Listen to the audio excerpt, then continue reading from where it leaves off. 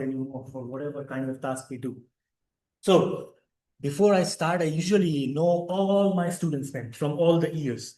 But when my eyes are roaming around, I still don't know 2, 3 people. So I just want to know their names. But first I start from here so that you also know everybody.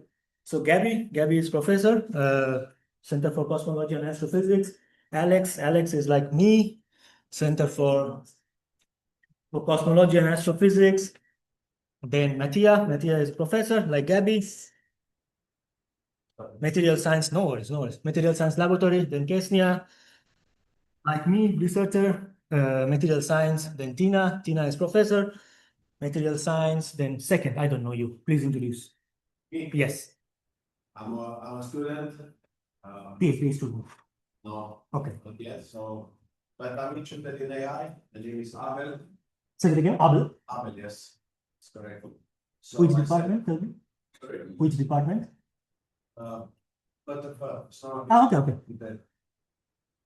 Okay. Magister school. Right. Okay. So yeah, studied, but then. Welcome. Good. Okay, Rukaya is PhD student, quantum optics. Clara is like me, researcher in laboratory of, I think, no, it's not environmental science, right? It is environmental science.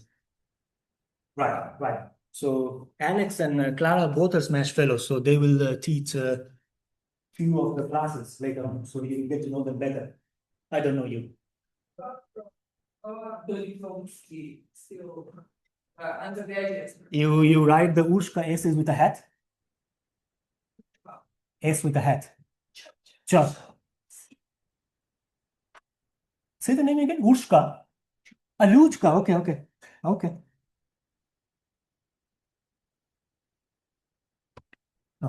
Luchka. Okay. Nice to meet you. Miha was our previous PhD student. He's now a postdoc in Czech Republic. Basically like me, a researcher. Then Sania is our bachelor student,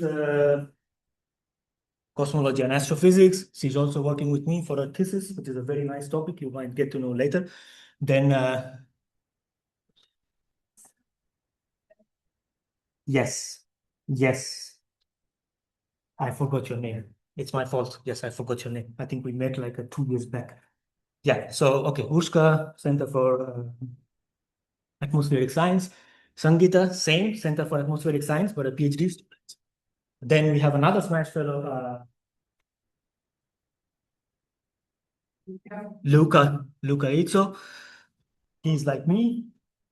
Oh, Ilya Musko. Right, Ilya Musko is like me, a researcher, but he's a Smash Fellow, mostly working on primordial black holes. Then Shazab is a PhD student, laboratory for material science. Then Akanksha, right? No, Subhasri, right. Subhasri is a PhD student, material science department. Eduardo, of course, PhD astrophysics. I mean, I see him every day and I work with him every day, so that's not wrong, of course. Okay, then Erin, PhD student, recently joined astrophysics. Anastasia, PhD student, astrophysics. Tanya, professor, astrophysics. Then final line, Andrea, professor, astrophysics. And then Urush, like me, researcher. Yes, we have to introduce Urush, like me, researcher in laboratory for material science.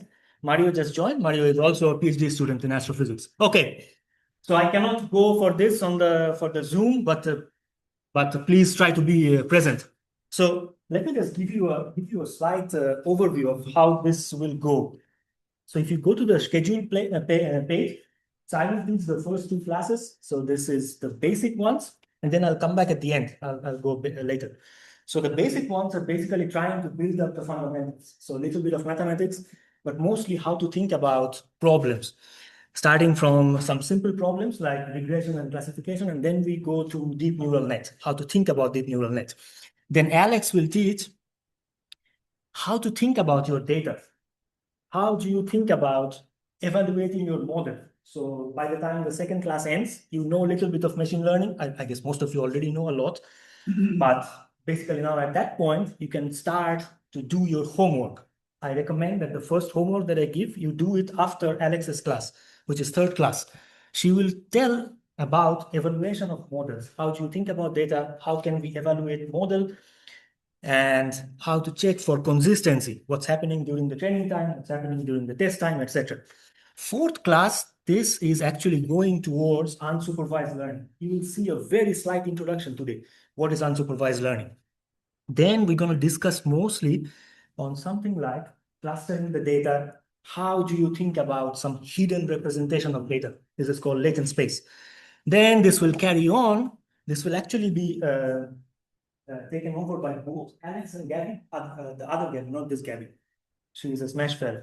So she and Alex both will teach about supervised learning, which is you start from unsupervised learning, so you don't know the level of your data. You start from that basis and you use that as your precursor. You train a model that can generate new data. Super cool topic, okay? Sadly, I'm not teaching it, okay? But anyway, the people who are teaching, they're excellent. Then comes Christopher. Christopher was actually a previous postdoc here, also a smash fellow, but now he joined another postdoc position outside. So he will teach about Bayesian model. So most of the current LLM models, they're actually some part of group called autoregressive models. So this is kind of things that you do when you have some knowledge about data, and then you want to predict something. As new data comes in, you predict more, your prediction gets better. So these are essentially Bayesian models. One of them is specifically for astrophysics modeling. One of them is very important. That's called simulation-based inference. So Christopher will go over this over 2 classes. And the two of the main topics, I think, for this that would be very, very important later on is something like this neural ratio estimation and neural posterior estimation, what exactly they mean. They are the basic fundamentals of later on generating data.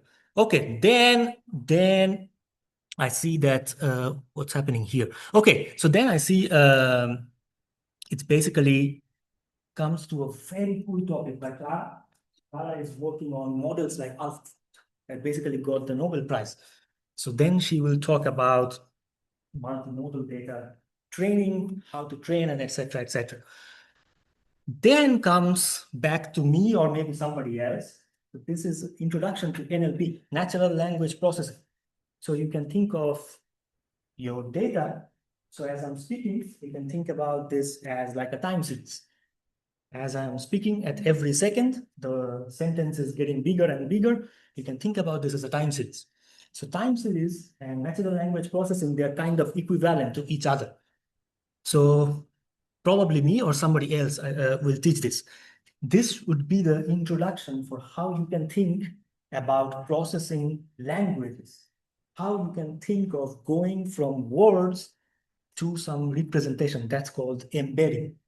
Then comes the most cool topic, I guess every one of you know. It's called transformer. That's the basic of the GPT model. That could be the topic, one of the main topics of this class. How does exactly transformer works? Then we have a guest lecture from University of Udine, who is a professor working for a long time on image and video processing, Nikki Martinelli. And then he will mostly talk about advancements of current video processing techniques with deep learning. Video is super cool. You will later learn why they are so different from images. Images, when stacked up over time, that becomes video. So every image frame in a video is basically a time relation database. Extremely cool. They are not so easy as image. So video processing is one of the most important topics in current deep learning scenario. Then I will come the final 2 lectures. I will basically tell you about how LLMs they work. Then I'll tell you how ChatGPT or BERT or let's say the Gemini model works. These are only a subsection of transformer model. That's called the decoder only model. Transformer has 2 parts, encoder and decoder. I'll tell you how the decoder only model works. A lot of people, I see that they complain, oh, LLMs, they don't understand nothing. It's crap. It's just predicting some random words. Hopefully after that class, you will have a little more respect for LLM. Then I will discuss and end the course with the final class, which are extremely advanced generative models. And one of them is called latent diffusion model.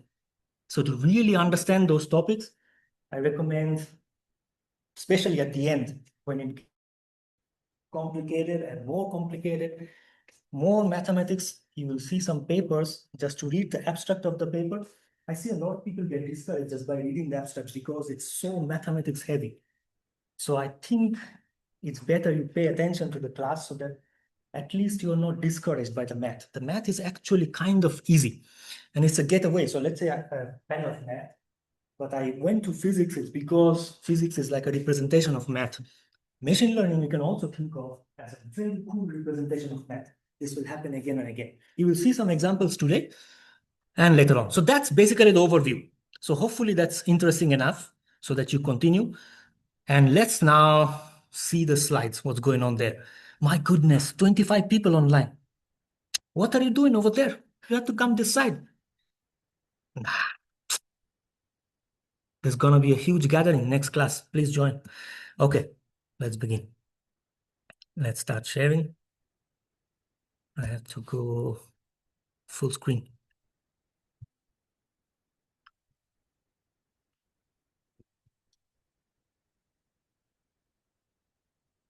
Okay. So I think you should know where you can find me. So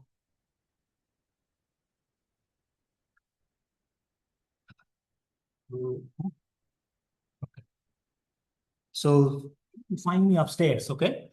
It's usually the room where the door is always open, and I'm there from at about, let's say, 7 to 4 or something like that. So if you want to get me in person, come as early as possible. But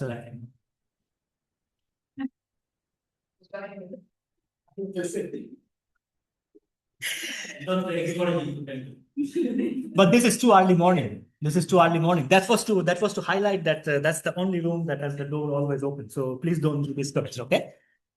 Well, I mean, the students, they come always, so you can just come anytime. I think eventually when you write your project, I think you need a little bit of help. The other option for people, you can just send me a mail. Whatever you want to do with your data, writing the final project, blah, blah, just send me a mail.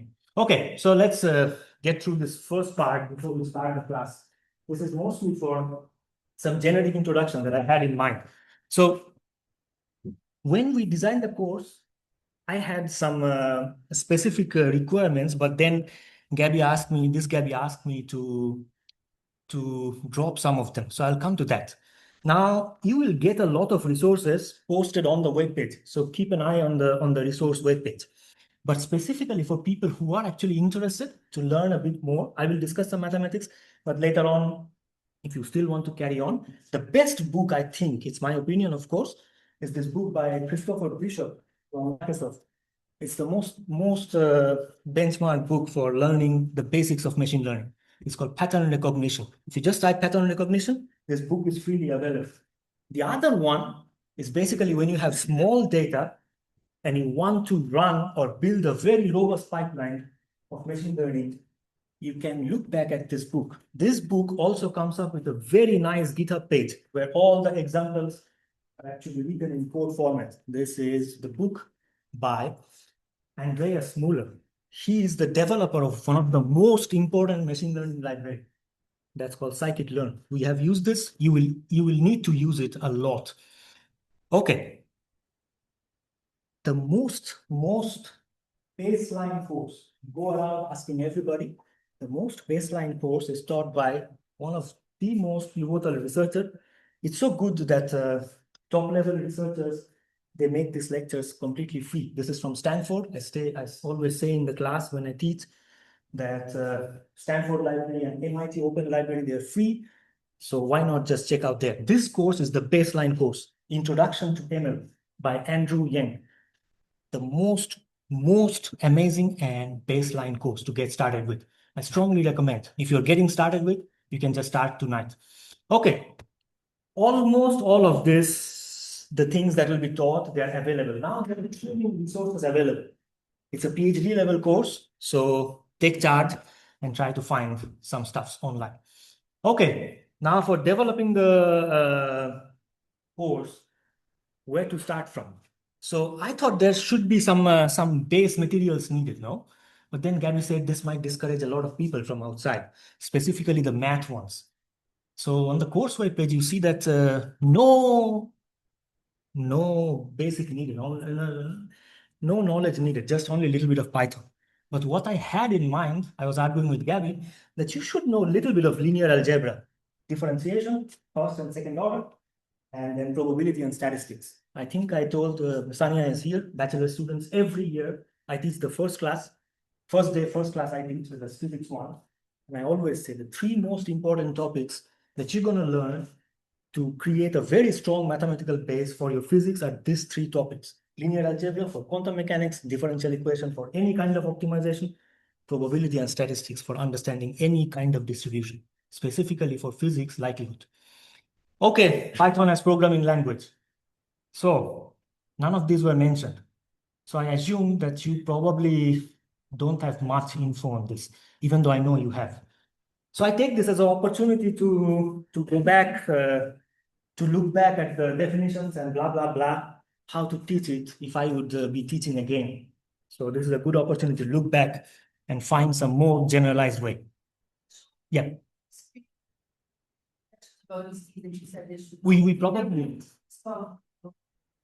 we probably should make a poll. But anyway, you probably can raise a hand. What about this top three? Reasonably okay. Raise a hand. Nobody will raise a hand because I think raising a hand means, oh, I know everything. Please ask me. I know how it works. So I think most of you know. Yes. No. We have, let's say, a MSc first level physics. I think it should be okay, good enough. The second book, the second book, this one, the bachelor second year is good enough. The first book is mathematics based, so you need a reasonably strong enough base in mathematics to get started with. But the second one is very, very easy to start. By the way, you can stop and ask questions anytime, okay? Whatever questions you have, somebody else might have this. Leveraging the course, I think this is very important because if you look at the course webpage, we have 6 ECTS. So 6 ECTS is basically 30 hours of teaching. That's why we have 12 class. So 12 times 2.5, 30 hours. But underneath all of that, you have 150 hours of individual work. Damn, that's a lot of time. How can you leverage? Because 150 plus 30, this 180 hours, if you finish the course, it will not come back to your life. So that's gone from your life. How can you leverage this? One of the things that you could try with the homeworks, try on your own to write any different things. Whatever data set is given to you or whatever data set you think that could be suitable to try some of the homeworks, do a little more. Ask me or other instructors when they give homework, check in the way. Too many resources available. Trying beyond what's given in the examples is your starting point for research. Second one, I strongly recommend whoever take the course, this is a mandatory for people who want to get the credits, create a GitHub repository. GitHub is basically where you put your codes, your notes, blah, blah, blah. For this one, this is very important because you want to put your homeworks, your findings, your understanding, and specifically the final project. Highlight, what did you find? How did you come up to that conclusion? Write them down, because when you try to write things down, somehow the brain wires a bit differently because you are trying to explain yourself. You're trying to convince yourself. If you're not like biased with your results, I'm the best, this always works, you will always find some very weird, tricky questions when you're trying to convince yourself. If you're really inquisitive, it's very difficult to convince yourself because you would always like to ask questions. What if this happens? What if that happens? Try to write them down. Put this on the GitHub repository. You can write blogs. Can I give you some motivation? You can start writing some blogs. So can you see this? No, you can't see this. Okay. Stop sharing. Okay. So I was checking this one. So let me share back again. So I started writing at about when I started learning after a year. Oh, you can't see. Sorry, you can't see it because I have to mirror the screen. Okay, wait.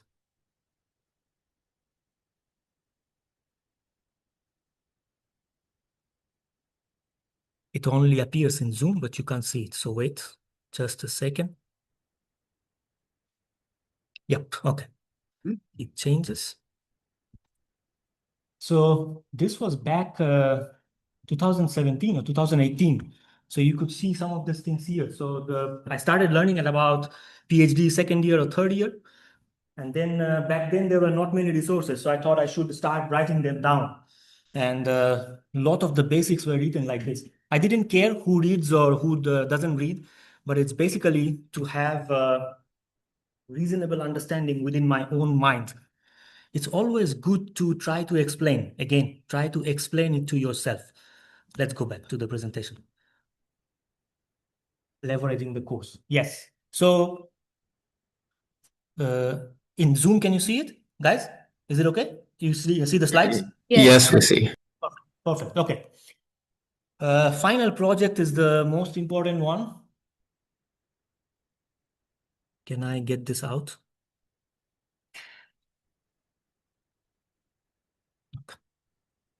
Okay. So whatever data you have, no, I would assume maybe some chemistry or material science people joined. Look for your own data. Find some cases where you can actually try the algorithms or techniques that you learned in this course. The evaluation strategy is 20% homework, 30%, 20% attendance, 30% homework, but the remaining 50% is basically on the presentation. So you have about 25 minutes to present your findings. This is the final project. Okay? So yes, that's right. You basically try to explain what exactly the things that you tried, why it worked or why it didn't work. Final point on leveraging the course. This is a big trouble with the mirroring the screen. Not good. Okay. So I think the best teachers, they always try to push you to become independent so that you can eventually start doing things. So let's say back when I was doing my PhD in 2016, 17, so I started in 2013. So I was basically a cosmic ray astrophysicist. The whole laboratory knew me. My supervisor was extremely famous back in Japan, and I know that I can get a job for sure. But I'm like, I can't do this for the rest of my life. So I have to learn something new. What can I learn? So that's how it started. And thankfully, I started because now I could do so many things. I think you can think about learning something is giving you a leverage position that you didn't have before, that you could apply or do something that you didn't have before. It's very important for PhD students. One more time, very important. Because if you look at academia, about 84, 85% people will leave after PhD. So you need to think about how can I find a job? Or even how can I find a postdoctoral position? Not under the same supervisor, but somewhere outside. How I can broaden my horizon. You want to have these options. You can show to your potential supervisor through this project, through the blog, through the GitHub repository that, hey, look, I did something. Not just I'm telling, but I have actually done something and I am a bit more confident than how I was before. This is very necessary. Final point. This is the most important. Forget about all the other suggestions. If you are not having fun, I guess don't come. This is what I say to the bachelor students. Don't come. I will never mind. In India, it's very easy. You know, the classroom is like this, even more, 60 people. So I will sit on the first bench, first class. If I see the teacher is shit, I will never come back to that class ever again. Screw this. He or she can't teach. It's pathetic. Get me out of here. Done. Because my friends can teach better than the teacher. So if you're not having fun in the class, if you're not learning, don't come. There are too many resources available. Okay? Have fun. When you try different things, you always have to think, am I trying just because I want to get good grades or maybe there is some more? Before we begin, Okay. So I want to give you a little more motivation that learning one thing in machine learning or deep learning can be transferred into many different things. So let's see two motivation. When I was working in a company after my PhD, so these were the things that I was doing. You take satellite images and then you try to find, let's say, free parking spot or free land space for building a home. So you take this image and then you try to label whether these are houses, these are some free park or lake, blah, blah, blah.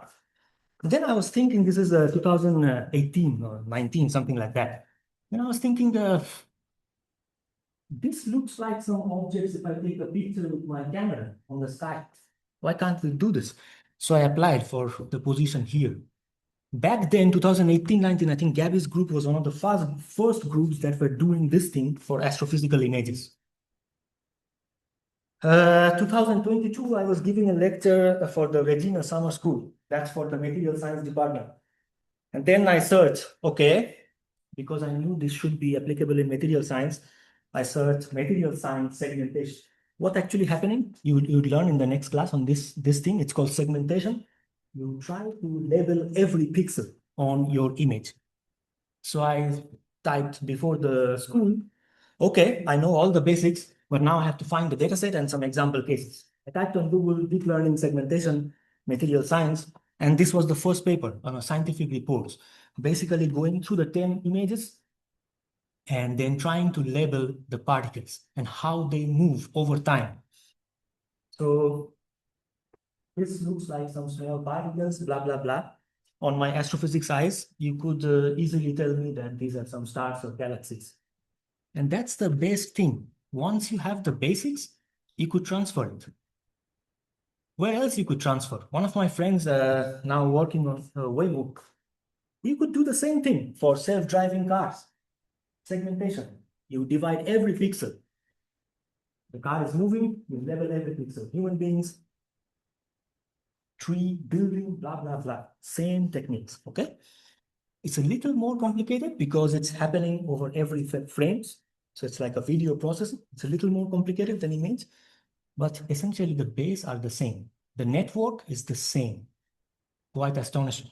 We do the same for astrophysics images. We try to label and try to find the stars and the galaxies, and we do exactly use the same network.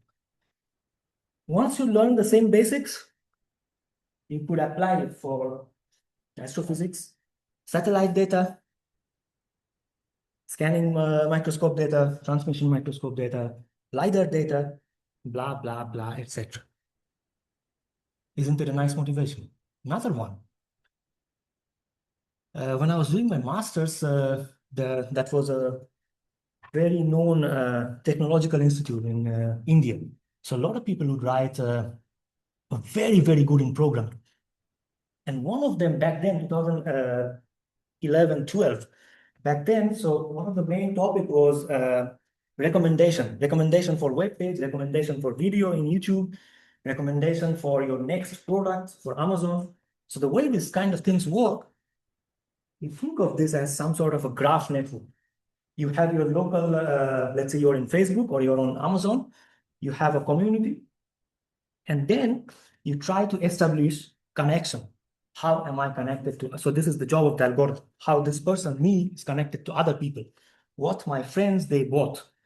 What sort of connections or messages are passing by between us. This is called a graph.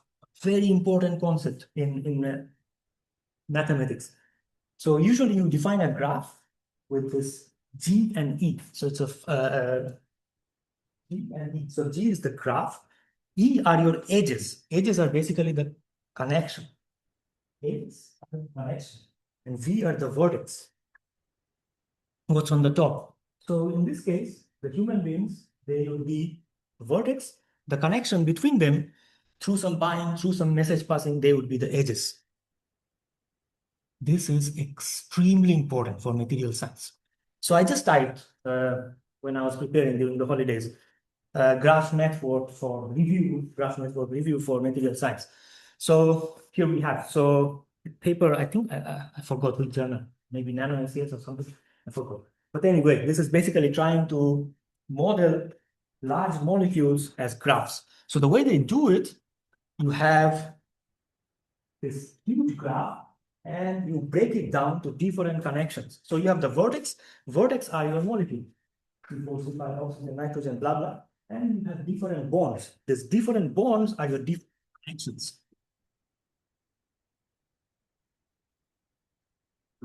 Covalent bonds, C, electrostatic bonds, organometallic interaction, blah, blah, blah. You could model it like this. I think you know, sorry, I think this back again, sorry. I think you know that this huge paper in Nature back from Google again, DeepMind, it didn't get the Nobel Prize, but it got huge recognition, generating new materials with this transformer and graph theories. And when you look back at the paper, it's basically, you try to predict new molecules via graphs. You compare with your DFT calculation when they are pretty close by. Those are the molecules that researchers go and try in the laboratory. So you could basically accelerate processing huge amount of data and discovering new materials. But look where we started from. We started from simple graph and how many things this is applied. Same for images. We started from some normal satellite images and then we come here. That's the beautiful thing about machine learning or deep learning. You learn one thing, you are in a very, very good position where you can leverage. You can convince your potential collaborator next that I could probably do the same things because I have done something similar. With this, if you're now ready, we can slowly start to begin. Any questions? No, nothing. Okay. As long as you're not sleeping, it's good. I mean, you can sleep, I don't mind. You can eat, you can drink, you can sleep. If you have some doubts, I recommend that you don't talk between yourselves. You could just ask me, okay? So we will not do these things on the first class because this would be over the head. Okay? This would be too much. So we need to set up the base mathematics, how we can start. So one of the first example that we're going to go through, the basic mathematical principles for linear regression. So that's basically fitting a line through a data. It's the most simple mathematical examples that you can think of. So I took a data set from the internet, the most common ones, that's basically trying to predict how many miles per gallon, basically the efficiency of the car as a function of the, I think it's the weight of the car. Yeah, so pounds, how heavy the car is and how efficient the car could be. So miles per gallon, okay? So I think we kind of know that heavier the car, maybe they're not so efficient, okay? So we try to plot this in a graph. So it looks something like this. I have 5 data points, they look something like this. Now I have to fit a line so that given some new weight of a car, we predict what would be the efficiency or the mileage of the car in that case. So I have to fit a line to this data. So I can do this by eye. Of course, I can do this. If I don't know no algorithm, that's the best option. I just try to draw a line. But then my friend says that this line doesn't work. This works. What the hell? Which one is right? So now I have to think about an optimization technique to figure out which one is right. And this is the fundamental principle of any kind of machine learning problem. You are basically trying to figure out an optimization problem. Given some data, I want to do something. What is the optimization problem? In this case, yes. Of lines works. How the program will start at the beginning from the very scratch. Say that again. Both lines are consistent with the data. Both? We will see. No. I'm not saying that both lines are consistent. You were saying if both, somehow they are consistent. Yes, how in the program will give you both results. I was just wondering you will not find both lines. These lines go to I just draw them by eye. I different. Don't believe that whatever I say. Okay? Or maybe you can believe whatever I say because I said that I started with the drawing by eye. Okay? But then my friend, because I don't know no algorithm, I have no clue what the hell is this. I just draw a line. And my friend said that the green line works. What the hell? So usually, again, optimization problem. So in this case, now I can come up with the criteria of optimization.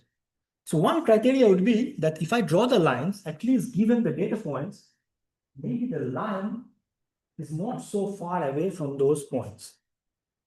And that's the main point, that we think about data, whatever we want to do, we break it down to some optimization problem. In this case, the line that eventually will be the right line, maybe not so far away from the points. So let's try to build it up.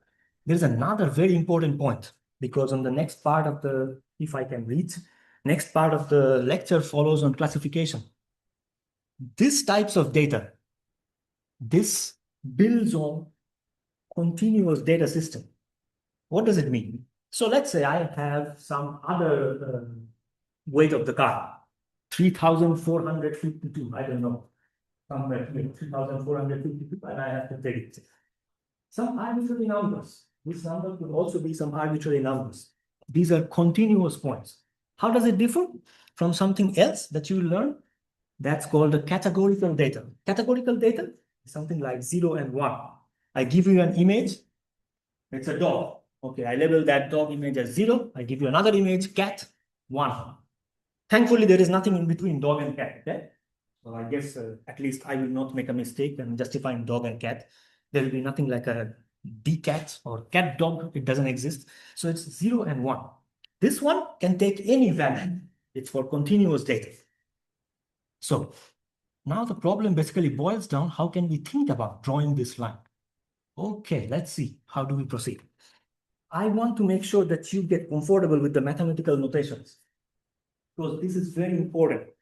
When you open a paper, most of those things are written like this. And it's like a big trouble for people. Oh my God, what the hell is this?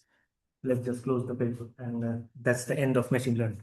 So let's try to set up some pace. So usually, once again, whenever you think about optimization problem, it's basically writing the function down. So I have some data, I apply some function, and hopefully it gives me some output. In this case, this data is basically the weight of the car. I don't know what kind of function I need to apply. I know that this should look like a line, so maybe it's a linear function, hopefully. And then it will give me the mileage of the car. Okay, so this usually then becomes optimizing the function. That's why optimization problem. Usually it's written with this set notation. X maps to Y. X is your input. Because of the function, it maps to Y. So X maps to Y. Sometimes you will not even see this F. When it's written like this, it's already automatically implied with this arrow. X is your input, Y is your output. There are some more other notations that come about. Usually for this particular problem, it's just a single input output problem. I give a particular value of the weight of the car. So let's say 2178, some number, weight, and then I get a mileage, miles per gallon. Some other number, I don't know, 30 miles per gallon. Single input, single output. This is on set notation. Are set of real numbers mapped to a set of real numbers. Set of real numbers map to a set of real numbers. R maps to R. Very common notation in machine learning papers, books. So get accustomed with this. The way we represent the data is with this curly D. It's usually write with a math calc on lattice. It's the curly D. So the curly D, when I write this, I have to define what are the inputs and the outputs.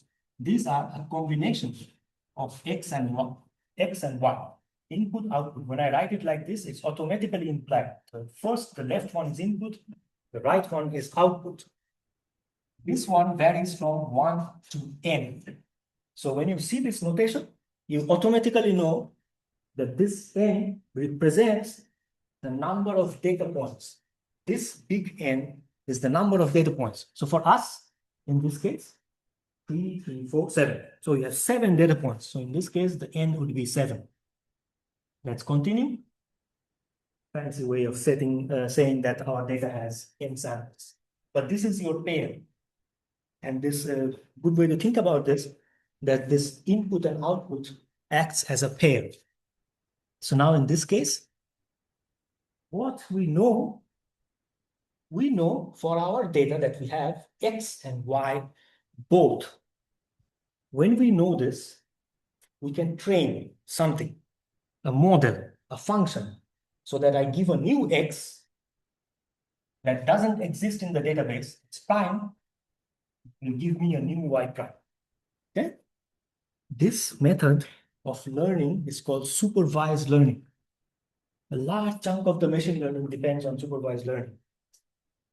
Later on, you're going to see ChatGPT, that's semi-supervised learning. Most of the machine learning will depend on supervised learning. Section 4, 5.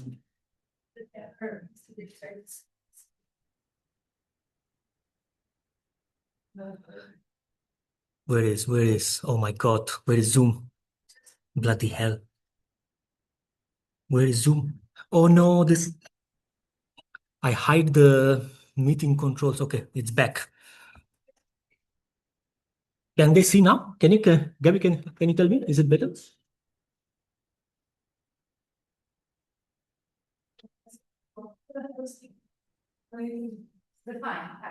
Yeah. Come to the class, please. I beg. Yeah. If you want to get better, I think it's better to be in person, no? Otherwise, why these people are here? Everybody could be online. We have to respect people who are here. Okay. So this becomes a supervised learning problem. Alex and Gabby will teach you about unsupervised learning later on. When you don't know what's your input-output pairs, you will see a very small example today. Okay. So we set up some normal notations and the premise of our problem. Supervised dataset, we are mapping from input to output, and our dataset has certain number of samples. Okay, great. So, another notation. Usually when we write this X and Y pair, it's automatically implied that this is known. What is not known, this is called Y hat. This is coming from the model prediction. So this is always denoted with the hat. Whenever you open a paper, you find something with a hat, you know that this is coming from the model prediction. That's why you see that given the input xi, I got something new. Okay?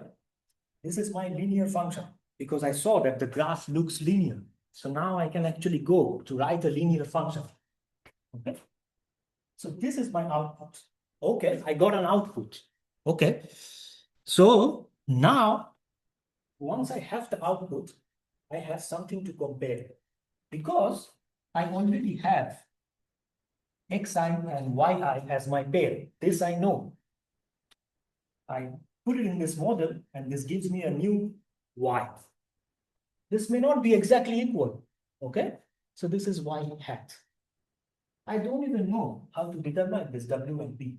That will be the next task. Linear model, we have something, we predicted something. Once I know w and b, then I can compare. Ground truth is y, prediction is hat, with a y hat. Okay, this is complicated. Is this complicated? Not here. This one is called the loss function. Loss function compares essentially the distance between the truth and the prediction. So yi is compared with wx plus b. Okay, so this wx plus b is y hat. So I have a distance between the true and the prediction, and I do a square. Now this is only for one sample. This is only for I samples. I is 1, 2, 3, 4, 5, blah, blah, blah, it continues. But I want to minimize the error over the whole data set. Imagine if I just try to minimize this for one point, the line will pass through that point and it will be nowhere near the other points. I don't want it. I want the line somewhere in between so that the distance from all other points is reasonable. Okay? So that's the idea of writing this. Now we have this nice term.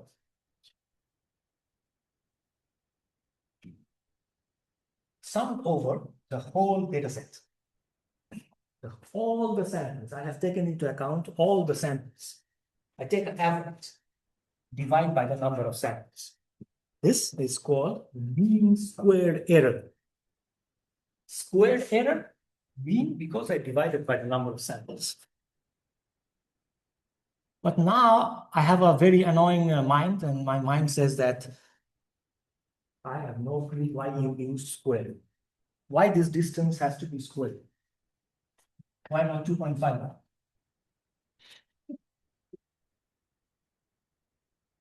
Okay. So, you know, in machine learning, we have a mean. Okay. So let's see if I can find the mean. Let's see. That mean I put it after a lot of mathematics. So when you will completely get lost, then that mean will work. Now you can still understand a little bit. Okay. Where is this? Oh my God. Oh my God. A lot later. A lot later. Shit.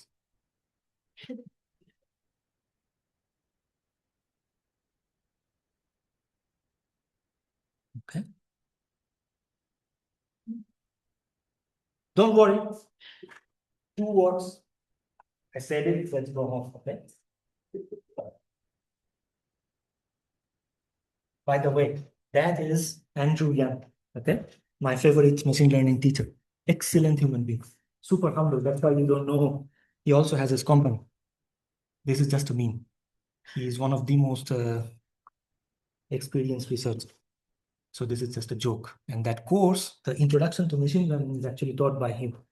That's why this meme is so funny, because he goes in so much detail. That's why this meme is completely contradictory. Okay. So there's 2 words, okay? Let's just get on with it because it's already 4. No, 3. I guess, yeah, it's too much. Any idea for somebody else? Why does this work? PhD students, go. Make some wild guess. I don't mind. You have to justify that I say 2.5 words and you say 2 words. Okay? Because it's written on the slide. That must be true. So why? Why the 2 words? It works. Okay, so let's see why it works. So all of this problem, once again, back to optimization problem. Anyone? You want to have an absolute difference. It's not Ooh. Okay, we have an answer. Good. So what she is saying that we might want to have this. Okay, true and prediction. Absolute difference. So Erin said that instead of 2, I want to have 1. Oh, not 2.5, not 1.51. Well, why not? It works. It works. This works. This works. You will see. Okay. Any other answer? No. It works. Okay. So basically, the problem at this point boils down to optimization. Okay. So you will see on the next slide why it works. This is actually the fundamental concept of linear regression. So before I go to the next slide, so another mathematical notation that usually comes up a lot in the paper is that you think about this as a posterior estimation. Okay, So you are trying to estimate W and B. What is W and B? So we have this. Fx is Wx plus B. For xi, hopefully I got yi, but I call this y hat.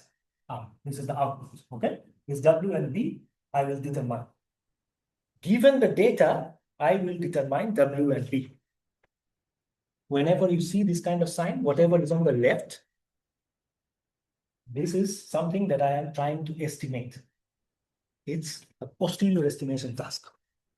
Okay, another notation that appears a lot. So why the hell we have the square? This actually strongly relates to the assumption of the linear model. The assumption is that I have fx, this was the linear function, wx plus b, and I got y hat. And my true value is y. So if I take the difference between this y and y hat,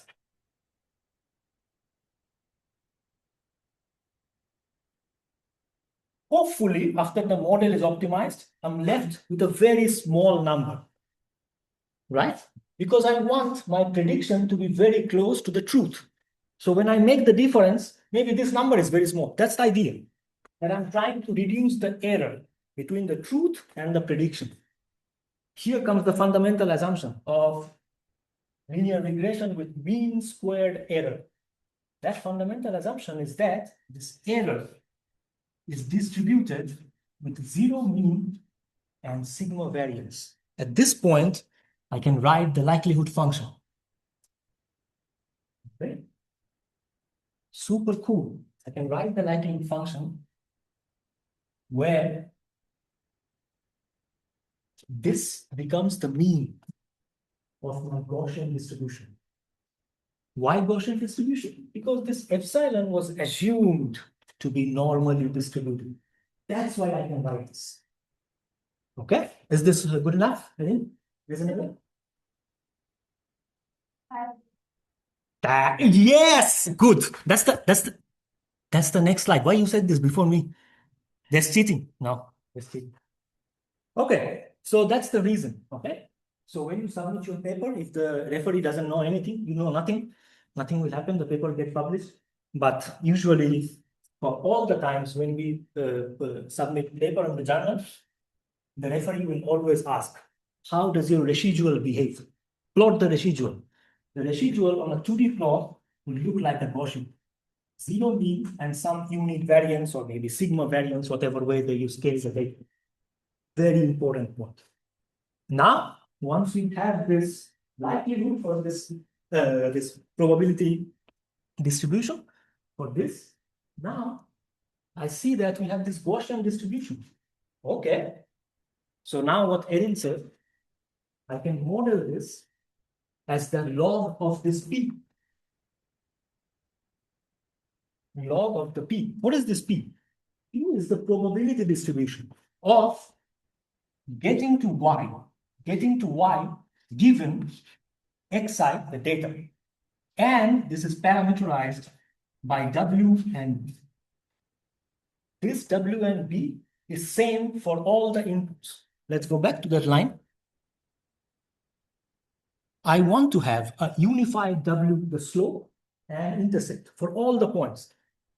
This W and B are same for all the points throughout the line. That's the property of the line. This is what I'm trying to determine. When I take the log, the exponential is gone, okay?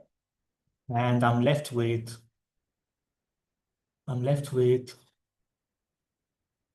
y minus fx, okay?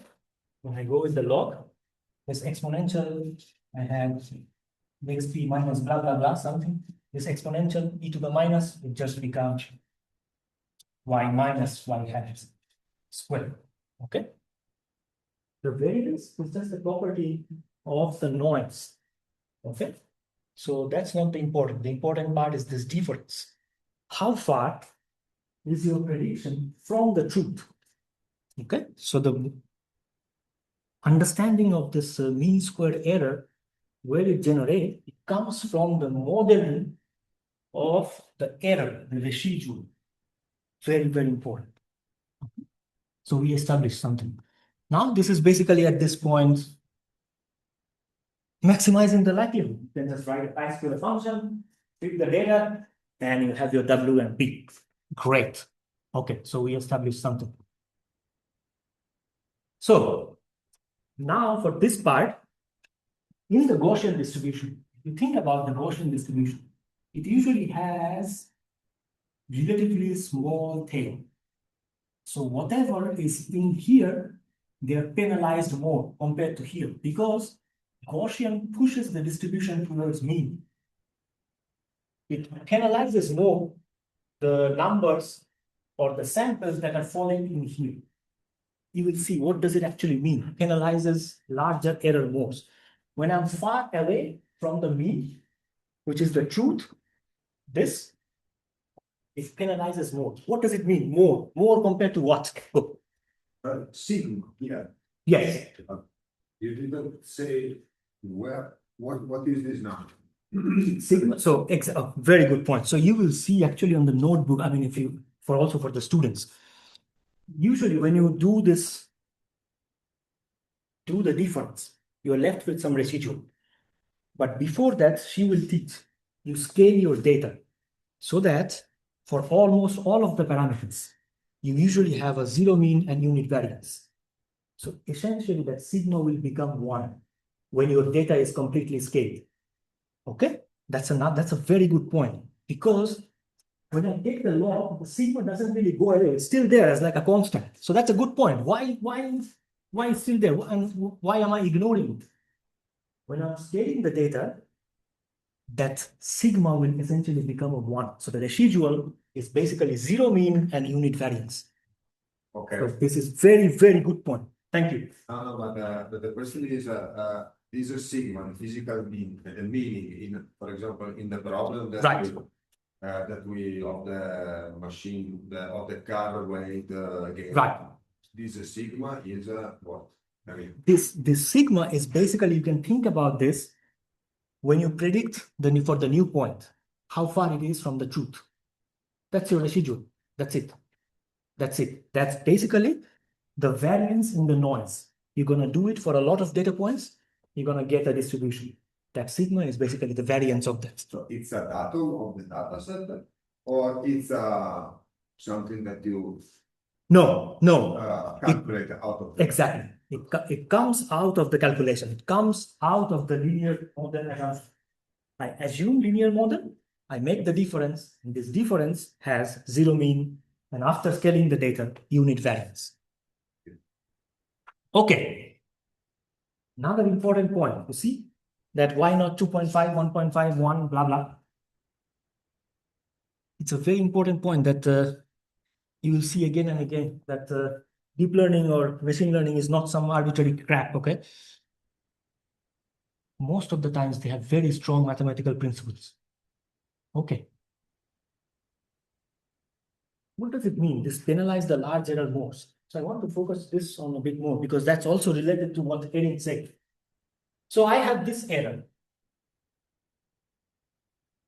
So Erin said this error, yi minus y hat I. Absolute value, okay? This is another distance. This is the absolute distance metric. This is the square distance metric.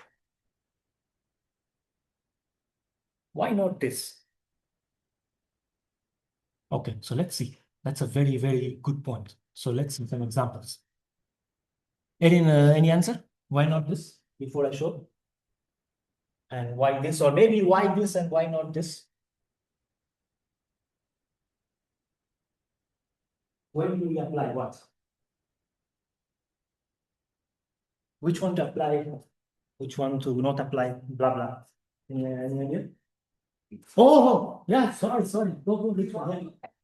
The scales, the Gaussian should ones that are deviant more. Like if the deviance should be like 5, and let's say it's -5. If we have like absolute value, it becomes 5. But if we have the square thing, it becomes 25. And let's say that we have like let's say we have like 6. It's just one more if you have -6 or x squared is 5, and then between 5 and 6 is just 1 to be. But but when you square it, it's 25 and 36. So like and like with this, it really it's the square function. It really goes up quickly. So when it's a larger error, it like goes into the sides. So like Right. That is right. That is right. You see in the plot like that. That's exactly the answer. So let's see an example, okay? This is a very common referee question when you submit to the journal. So by hand, I created this data set, okay? So let's say this is some extremely expensive data set that I cannot repeat the experiments again. I have these points. They look like outliers because if I drop them, I have a nice straight line here. But I don't really want to drop them because I still think they might carry some important information, okay? I don't want to drop them. So let's try with this mean squared error. How does it look like? Those are the outliers. Okay, let's try to fit it. Oof, big trouble. So you see here, if I have those outlier points, the fitting line is completely shifted by those lines, by those points, because they're so far away. And that's what Lucian was saying. When we have the square distance, these points drive your optimization because they're so far away and it's a square distance. But I might want to have a line somewhat close to this. In that case, the square distance is not a good idea.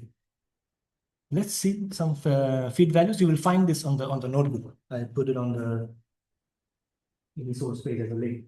So you see here, so the truth, when I created the data set for this part, the slope of the line was 0.6. And without the outlier, the prediction is 0.56. So basically close to 0.6. But when I add the outlier, slope is more, it's getting higher up, 0.71. Okay. In this case, we can still keep those points because they're very expensive. I don't want to drop them. At that point, I can go to mean absolute error. Okay, so let's try to fit the data again. Instead of the squared error, let's try with this error. Okay.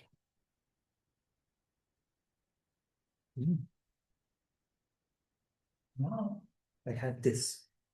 I still have the outliers in my data point, but my error function has changed from this to this. And look, it is barely influenced by that. It's slightly shifted up, but it's barely influenced by the outliers because the distance is not so much. If you see this, these numbers are very small, like 0.5.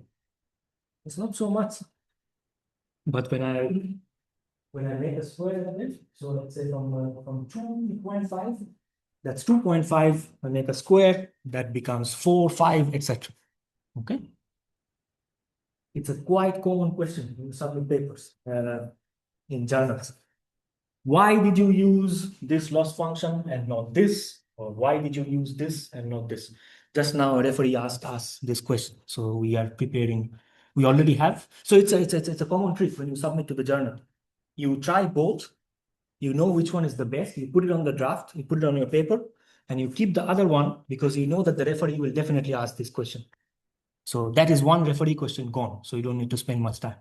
Very important to check. Oh, no. I cannot show you the answer. So, we have this. So for this one, the residuals were normally distributed. Okay. For this one, where does this come from? Where does this come from? For this one, the error was normal distributed. For this one, have any guess from which distribution the error might come from, so that we can have, after a maximum likelihood, we can have a mean absolute error? Anyone can answer. If you think about some distribution that has this, basically this at the top of the exponential. So let's go back. Let's go back to mean squared error. One more. I take it down, and this becomes the error, right? So what is the distribution that has something with exponential to the power of this? We actually don't use it a lot. That is a Laplace distribution, okay? That has relatively larger tails. If this is a Gaussian distribution, Laplace distribution allows you for a larger tail. So it's not squeezed towards the center. If you think about a chi-square distribution, used a lot in fitting, which is even more squeezed towards the middle. So different type of errors, different types of loss function. Very, very important. We can take a break after this, okay? This is about 3. So this problem so far sets up the basis that we have a supervised learning problem. We have some input and output. Given the input and output pair, we try to find some parameters. In this case, it was my slope and intercept of the line. Okay? One variable, because I had the weight of the car and the mileage. But this is too simple. What if I have multiple variables? So I go back to the same data set. I also upload the data set on the example so that you could see. So this was our starting point. Let's add some more data. Let's check through the whole data. And one of the other feature on the data is the acceleration of the car between 0 to 60 seconds. So that should kind of make sense. So when it's not so fast, that means it may not be a supercar. That means the mileage is a little bit higher. Okay? If you have a supercar, extremely fast acceleration, the mileage is not so good. So that should make sense. So I have many other features. So now I want to combine all of them. Because I have that feature and I see some trend here, just like there. So I may predict better, or I may want to use the full data to predict this miles per gallon for my car or for whatever car. Okay. This leads to something called multivariable regression.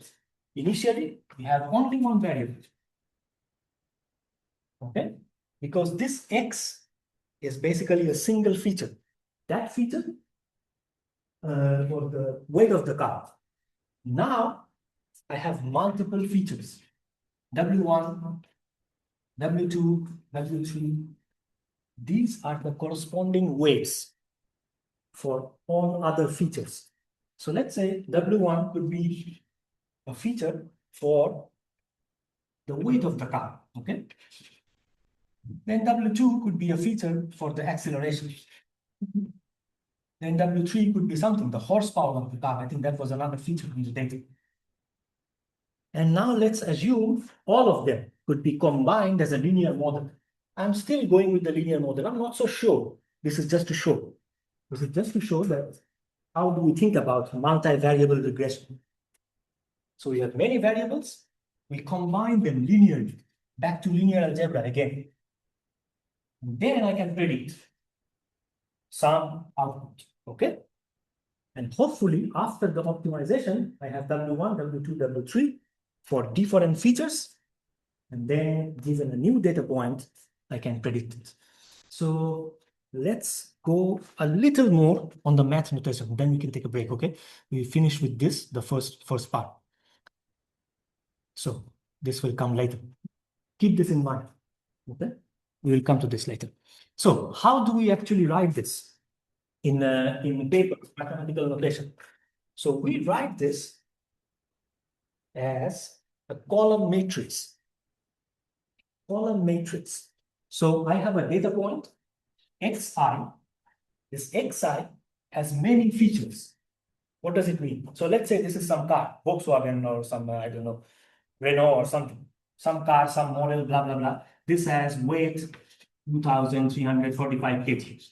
This has some acceleration 0 to 60 seconds is 15 seconds, okay? This has some horsepower, 324, blah, blah, blah, whatever. So for one data point, I have this many features. This vector is called the feature vector. For one data point, you see, that is for only one car, I have that many number of features. That's how I am preparing the data. Now, it's better to think, really at this point, better to think about your data structure. So let's see what are the other ways. So at this point, I have n number of features. This point, the mathematical notation slightly changes. Instead of single input output, I have n number of features that are all used. It's still real number. All of these are still real numbers. Okay?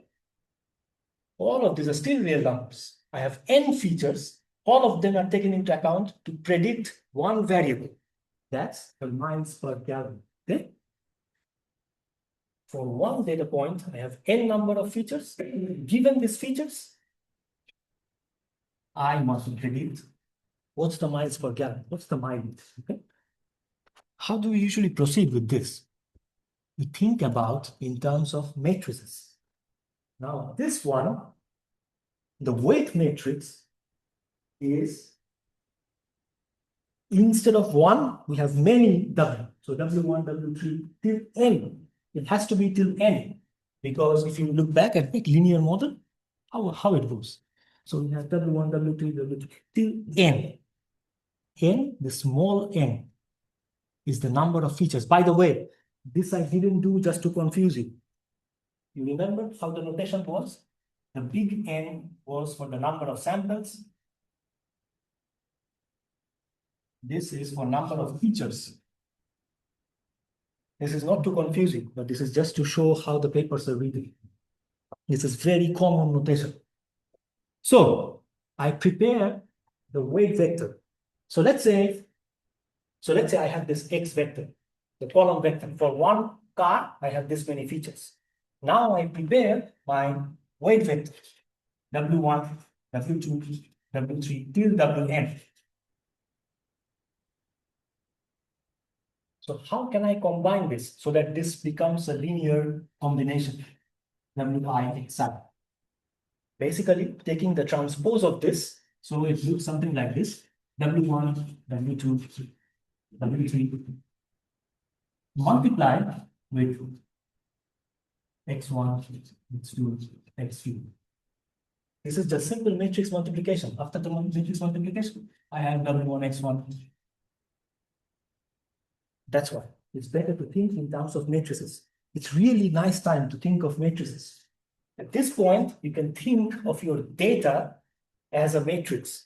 It's very important that you develop this intuition to think all of your data, whatever data you have, as some form of matrix. So how it's usually written? It's usually written as like this: data, this is R, set of real numbers, n times n. N number of samples, 1,000 entries from different cars with n number of features. Acceleration, weight, blah, blah, blah. Okay? So that's a very, very common notation. This is basically your data matrix. So how does it look like? Car 1, car 2, car blah, blah, blah. This is weight. This is, let's say, acceleration. This is horsepower, blah, blah, blah. And that's your matrix. That's the matrix of real numbers, n times n. Think about your data structure as matrix. So important. What happened here? W transpose X. W transpose X. Is there any other notation? Physics students, is there any other notation for W transpose X? How do I think about this?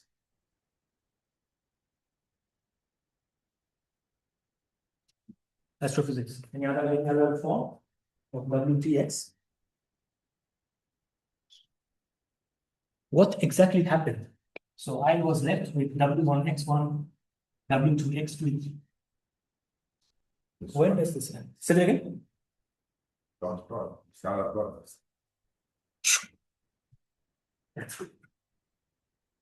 That's right. Basically, I'm trying to find, can now think of another way to think. You have your weight vector. You have your data feature vector. I'm trying to find what is the parallel angle, right? Because this W and X would be maximized when? When the cosine theta goes to 0. That means they're basically parallel. Okay? They're perpendicular. When W and X, the angle between them is 90 degrees. So if I multiply them, that feature is gone. That part is gone. So that means that weight or that feature has no effect. So when a feature has no effect, the W is more close to your feature vector. Very, very cool way to think that we can really connect now matrix and data and dot products. Good. We finish with this. I will not teach the transformer, but I will teach GPT and decoder only model. So one of the very prominent examples of understanding of LLM is something called the similarity matrix or cosine similarity index. And one of the examples was this. So let's say I train a huge neural network. We don't know what is a neural network so far. I've never discussed. But let's say some black box, a neural network, huge neural network, and we train it with some classical literature. Then I try to see what the neural network is actually trying to find. This is something like going to some hidden representation of the data. Alex and Gary will teach. That's called the latent space. So I go to the hidden representation of the data. And then I try to find what is the weight vector, basically the dimension vector for, let's say, woman. Okay? I have some vector that represents the word woman in some magnitude and some direction. This is shown in 2D. This is not true. It's a million dimension parameter. The neural network is huge. It's shown just for visualization. So let's say I have a vector for man or woman, whatever. So let's say this is woman. Another vector for man. I draw the connection between these two. That's the difference between them. It turned out that this vector has very similar magnitude and direction when I take an uncle and aunt vector and subtract them. Wow, that is so cool. That is so cool. There is another example of capital cities. Paris and France, you take Paris, that's in France. Then you go to Tokyo, and then you subtract on the hidden space, this vector, you will end up very close to Japan. So cool. So complicated thing. Deep neural net. But look at what's going on. It's basically just the dot product of vectors and how they are connected. These vectors are parallel. X dot 1. When they're parallel, they're basically same vectors. Okay? That's the point. Super cool. Keep this in mind for later on. I think at this point, we can take a break. Okay? Because I think it's good to also think about matrices in a different way. Let's see. Because we started so late, I guess we will not finish nothing. Okay, let's see. Hide floating meeting controls. Let's press an escape. Can I get out of this? Okay. Shall we meet at 3:40? But it's like almost 15 minutes at 4. But maybe people still on. Or shall we finish at 4 if you're not tired, if you're not falling asleep? We can finish at 4. And then we put everything else on the next class. It's okay? No break? No break. Okay. Okay. You asked for it, okay? Don't blame me later. Friday evening, okay? Think about this. When you go home, you probably still want to have some energy. Okay, let's see.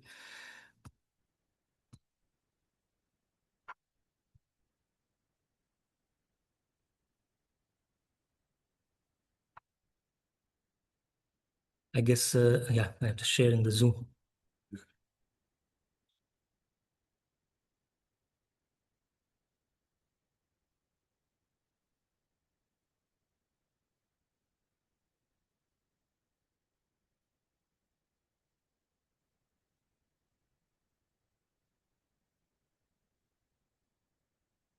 Okay, yeah, here. Let's share back.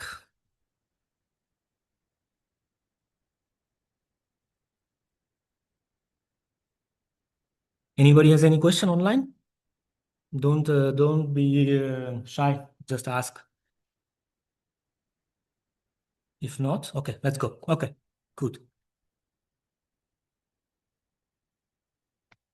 Okay, so okay, so I spent the last 10 minutes essentially trying to convince that you think about your data as some form of a matrix. Why it's necessary? Well, I mean, you see this example, but let's see another example. So we have this X as a feature matrix, like a column vector, and then we have the dot product. W3X is basically the dot product.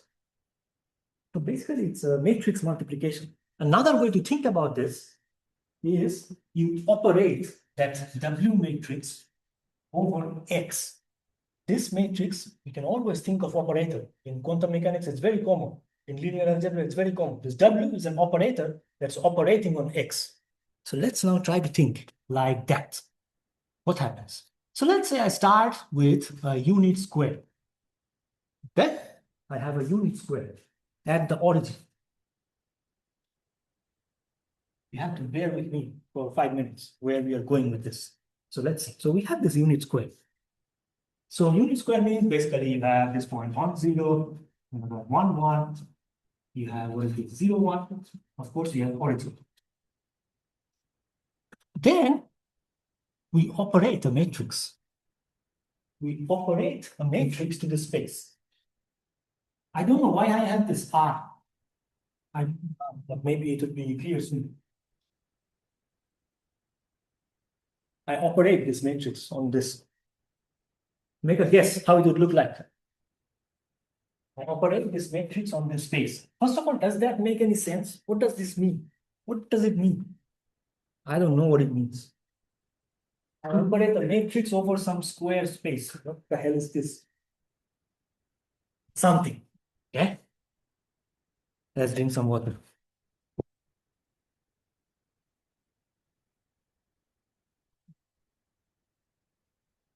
Back to linear algebra. Usually the students complain all the time. We don't understand matrix. What's the use? Let's try to find why matrix are so cool. Not the movie, but the real matrix. Okay, it's so damn cool. So let's try to operate this. We're gonna operate one by one. So when I say matrix operating over a space, basically this is operated over the whole continuum. But let's apply only on the boundary points to see something important. So I have this matrix -1, 0, 0, 1. I operate this, let's say on this vector, 1, 0. Okay, so that's an operation, basically your matrix multiplication. So -1 times 1 is -1, 0 times 0, 0.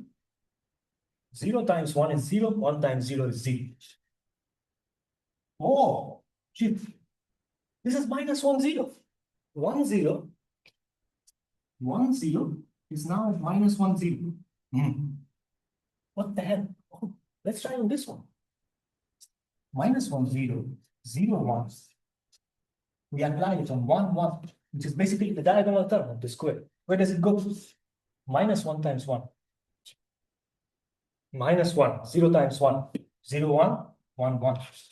Oh, this got shifted to -1 and 1. Here, I think you have guessed it. Why now we have this R. After I apply it on the space is reflected. Okay? Reflect. Reflected. Yeah. So every point in that space has been reflected. Now you can imagine, okay? You have your data, you apply some matrix. That's basically some form of transformation to your data space. Keep this in mind. Very important, because those weights later on, they will be the weights of the neural network. Very complex transformation of the data space. Now these are too simple, but if you understand the basic, it's very easy to think what's exactly happening. We are doing some transformation on the data space. Okay, now question for the PhD students. This one got reflected by the y-axis. What's the matrix for x-axis? Reflection by x-axis. Or physics. This one was a reflection by y-axis. What would be the matrix for x? No professor, okay? No one from professor should tell. Okay, PhD students. Make a guess. Which one should change? This becomes 1, this becomes -1. What happens? These two just flip. Okay. If I have a unit square, I could have a reflection about x-axis just by flipping -1 to 1 and 1 to -1. Let's see another matrix transformation. Ooh. This one is very cool. This one is even cooler. So you now know why there was an R. R was because of the reflection. This one has S.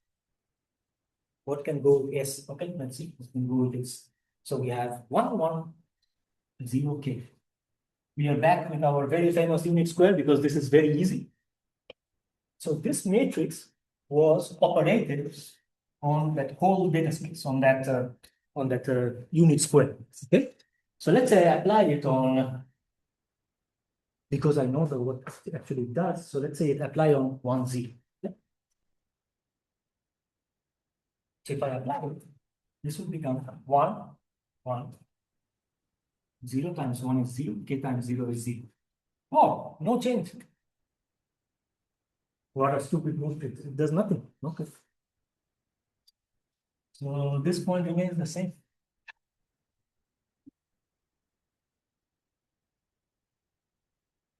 Let's go with, what about this one? What if we do on this one?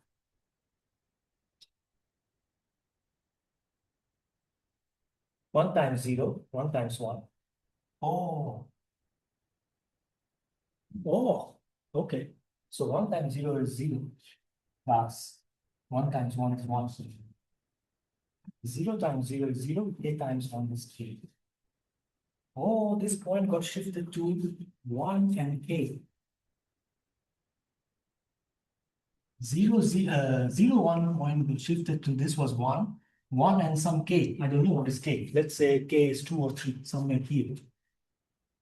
You do the same for 1, 1. Eventually, we end up with a matrix that looks like this. Now we know why we call this AS. It's a shear matrix. It shears your data space. Okay? For this one, I took K as a positive number, so the matrix got increased along the y-axis. You could take a negative number, you could do anything. So you could squeeze it, shrink it, blah, blah, whatever. But you get the point. It's a shear matrix. Let's do some imaginary work. Oh. No, go.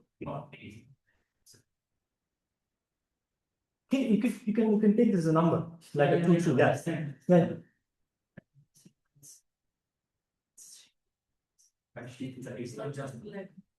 No. So this one got shifted where? 1K, right? So 1 is here. Yes. Yes. I don't know what is this K. Oh my God! Don't go with the scaling. It's just for drawing. Okay. Okay. Sorry. Because this is just drawn. Oh, God. Okay, I understand. Sorry. Okay. I will make it more consistent. Okay? But I guess you get the point that this is actually a shear matrix. Thank you. Okay, good point. I will, before I upload the slide, yeah, because this might be a confusion. This was just to highlight, because if I just put it on top of this might get mixed up even with different colors. So this was just to highlight. No? Okay, so now let's make an imaginary scenario. Give me an example. Where do you use this daily basis? Can you give me an example? Where do you use the shear matrix on a daily basis?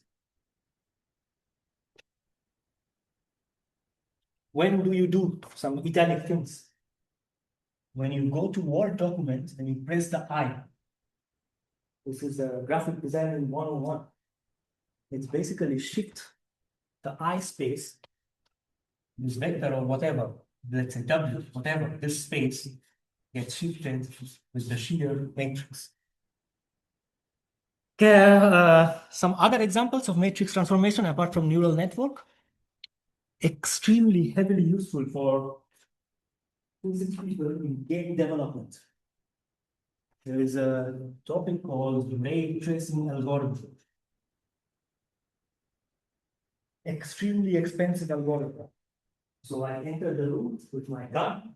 It's not USA, but okay. So we just gun is I enter the room with the bottle. Okay. I have to look at somebody or shoot at somebody. Oh my God. I'm thinking about game, something like, let's say, whatever, Counter-Strike or something, no? So whenever these things are happening, every point, as my head is moving, usually the stronger games with bigger depths, where the pixels are not pixelated, every ray from every corner are traced back to me. That's all our matrix calculation.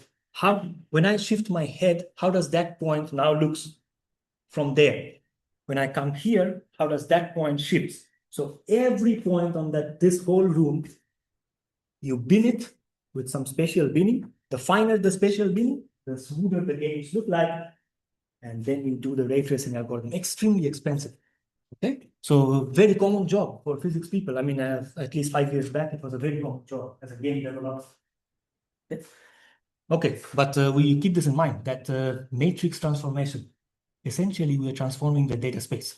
Get back to the optimization. We know the base of the optimization. That's why we spend so much time on setting up the base so that you could go through fast now.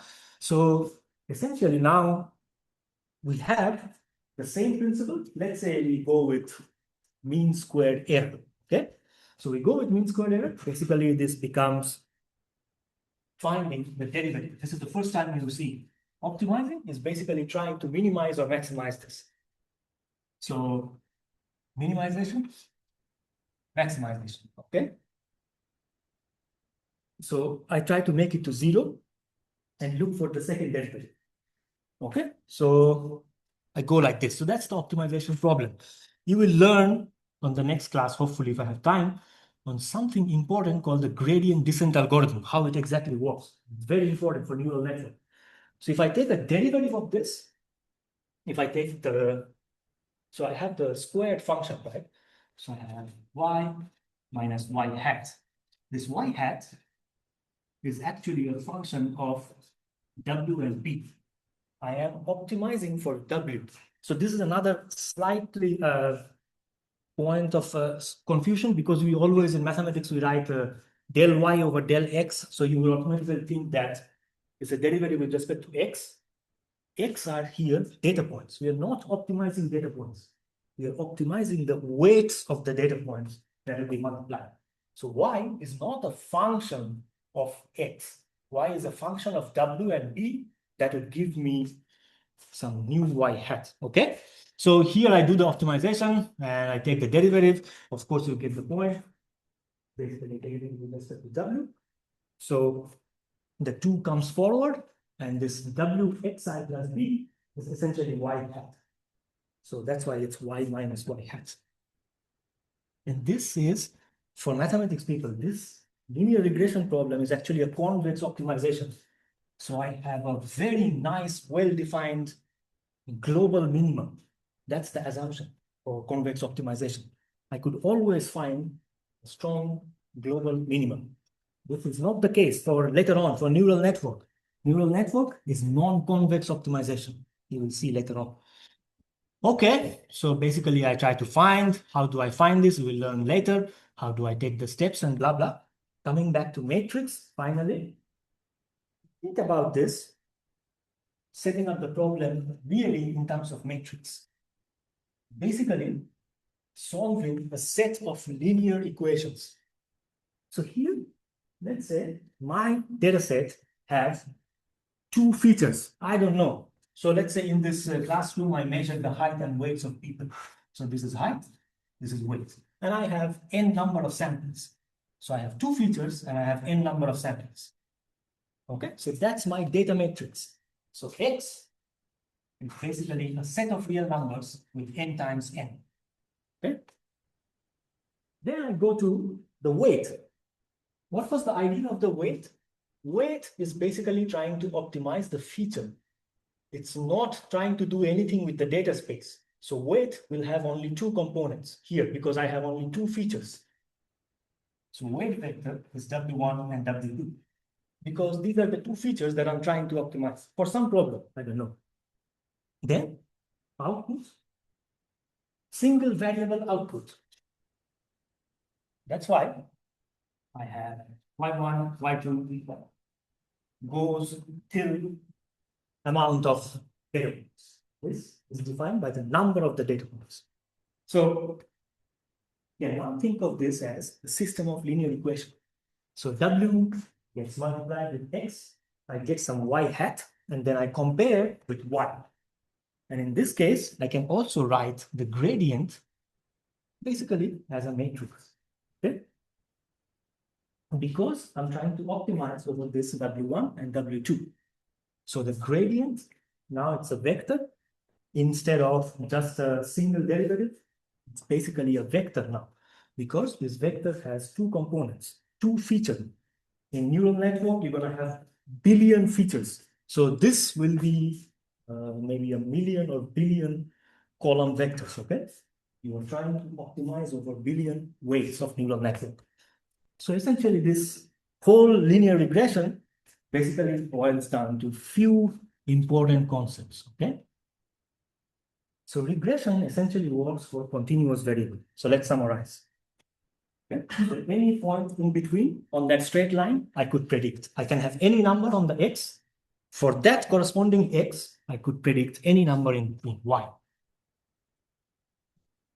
The second one is that I must have this assumption, otherwise the linear model doesn't exist. Once I have the linear model assumption that the data, the input and output as a linear model, this point I can check the residual.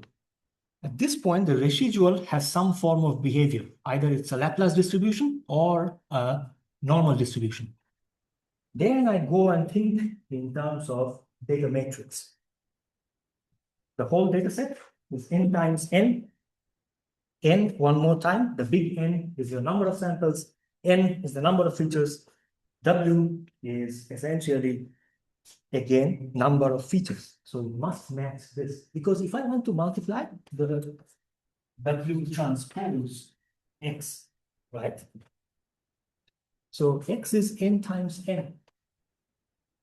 X, N times N. And this is W transpose, okay? So essentially, we take this on the flip side. So n times the small n times the big N multiplied with this W, okay? Okay, so eventually the summarization point, I think, is that you start to think about problems in machine learning as some form of optimization problem. In this case, it becomes basically minimizing the distance between two and the predictor variable. Later on, we're going to see something more. I think we can probably finish here. There's still 15 minutes left, but I think we can make the next class longer. So what's coming next? Let's give a 5 minutes intro. By the way, all of these things, okay? How much time we spent? We spent about 1.5 hours, something. So how many lines of code do you need? Give me some number. Some number. 2? 4. No, for what do you need how many? For writing the whole linear regression and then get to the prediction. One line. Yes, it's kind of like that. Okay. You just need a little more check in between. She will also teach something about that dividing your data between train and test and blah blah, etc., etc. You don't need to know nothing, but it's good to set up the base. You don't need to know nothing because Python has all the libraries. So we have this beautiful XKCD meme. Okay? This guy goes outside and he sees that his friend is flying in the space. What the hell? How did he go up? The friend says, I did import anti-gravity. Okay? So that's Python. You do import linear regression. Let's see the code. So this is my data, weight, and miles per gallon. Linear regression, fit. Where is predict? 3 lines, essentially. Okay. So 1.5 hour lecture basically boils down to 3 lines. So you load the data, you select your feature and label, single feature. This one was for R to R. This one was R getting mapped to R. Now we have only one feature, and of course the output is only one. Then we make a train test split. Alex will tell more how to do this properly, how to check this, the distribution after the train and test, and etc. Then we just call linear regression. If you give this to a bachelor student or somebody just learning and ask what the hell is going on, if they don't know, big trouble. Okay? But it works. You remember that meme? Shut your mouth and it works. Okay? You just carry on. You carry on doing. Okay? Not a good idea, but okay, a lot of people does.